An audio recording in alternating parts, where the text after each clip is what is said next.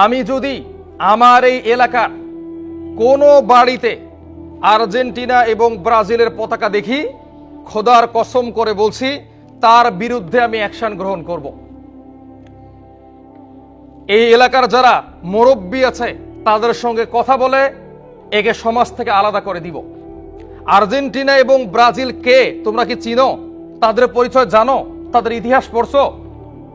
গাজায় যে গণহত্যা হয়েছে এর ভাগীদার যেমন ইসরায়েল, ঠিক তেমনি আর্জেন্টিনা, ব্রাজিল।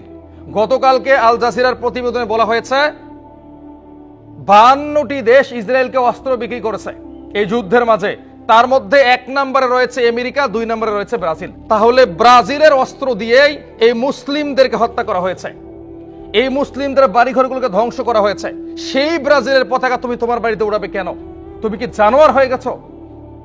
তুমি কি কুলাঙ্গার হয়ে গেছো? আর্জেন্টিনা এমন দেশ যারা ইসরায়েলি প্রধানমন্ত্রীকে সরাসরি বলেছিল, এখনো ভিডিওটা আমার কাছে আছে, মুসলিমদেরকে নিধন করতে যা যা করা দরকার আমরা করব, মুসলিমদেরকে আমরা মাথা চারা দিতে দিব না। এদের পতাকা তুমি তোমার বাড়িতে লাগাবে কেন? এই প্রশ্নের জবাব দাও তো।